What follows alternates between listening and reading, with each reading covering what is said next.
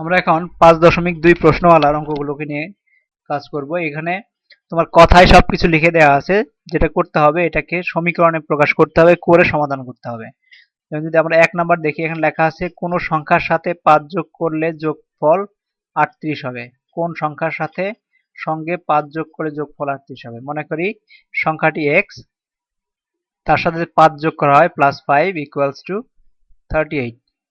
তার মানে x এইটা এই পাশে চলে যাবে, 38 - 5 = x = 33। তো ঠিক একইভাবে যেমন 2 নাম্বার বলা আছে কোন সংখ্যার থেকে 15 বিয়োগ করলে বিয়োগফল -21 হবে। মনে করি x, এর থেকে 15 বিয়োগ করলে 21। তো এখন সমাধান করতে হবে। তো 3 হচ্ছে আজমল ও শফিকের বয়স একত্রে 35 বছর। আজমলের বয়স শফিকের বয়স 5 বছর বেশি হলে প্রত্যেকের বয়স কত? ধরি শফিকের বয়স x, তার মানে x প্লাস x হচ্ছে যদি শফিকের বয়স, আর আজমলের বয়স হচ্ছে x প্লাস 5, কারণ 5 বছর বেশি, সমান সমান হইতেছে 35। এখন x এর মান বের করলে হবে 2x প্লাস 5 সমান 35।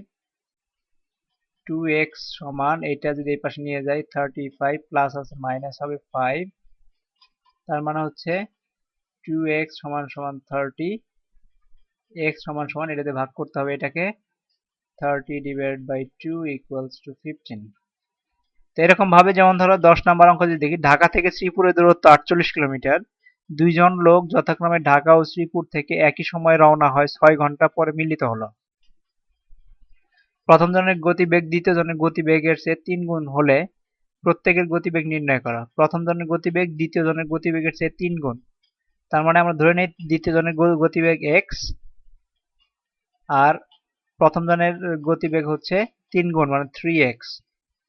তো এই জন্য শ্রীপুরের দূরত্ব এত কিলোমিটার। দুইজন লোক যথাক্রমে ঢাকা ও শ্রীপুর থেকে একই সময় রওনা হয়ে 6 ঘন্টা পরে মিলিত হলো। তার মানে হচ্ছে প্রতি ঘন্টায় যদি x কিলোমিটার হয়, সে 6 ঘন্টা পরে মিলিত হয়েছে। সে প্রথম ব্যক্তি ঢাকা থেকে শ্রীপুর যাচ্ছে, 6 ঘন্টা পরে মিলিত x হচ্ছে, তার মানে হচ্ছে 6 × x। দ্বিতীয় ব্যক্তি 6 ঘন্টায় এত মাইল গেছে, তারপরে হচ্ছে আর 6 ঘন্টায় সে যাবে 6 ঘন্টায় 3x × 6, 3x × 6।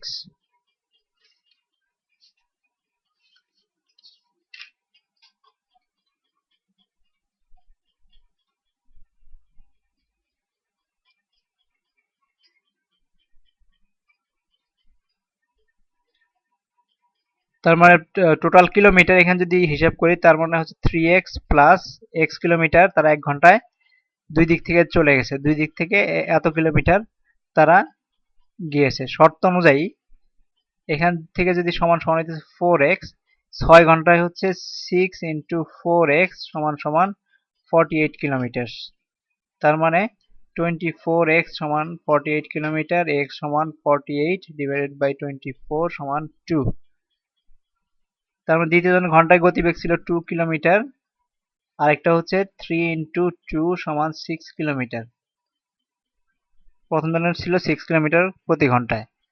তো একইভাবে 15 নাম্বার যদি দেখি, একটি কলম ও একটি বইয়ের মোট দাম 95 টাকা, কলমটির দাম 15 টাকা বেশি এবং বইটির দাম 14 টাকা কম হলে কলমটির দাম বইয়ের দামের দ্বিগুণ হতো, ওই কলমের দাম কত?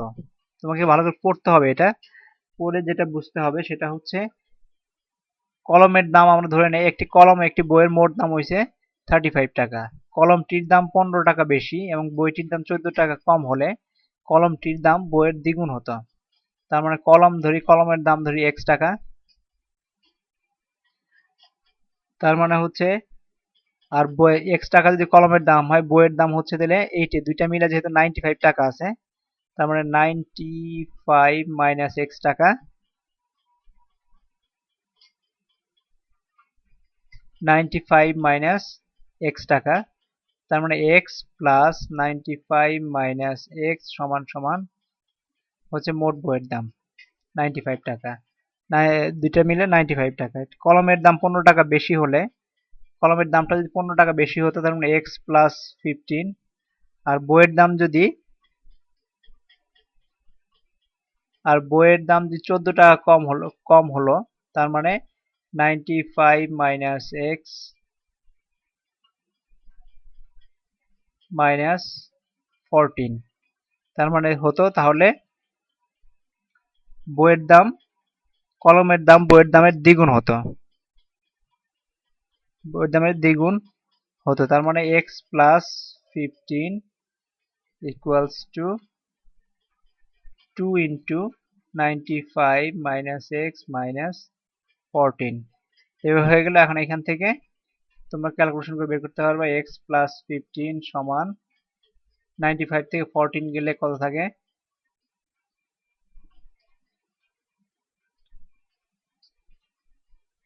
জাস্ট গুণন করে সবকিছু ক্যালকুলেশন করে এক্স এর মান বের করলেই তোমাদের কলমের দাম বের হয়ে যাবে। তো এইভাবেই অন্যান্য অঙ্কগুলো তোমার সমীকরণে সাজাবা, সাজায় তারপর ঠিকভাবে লিখবা।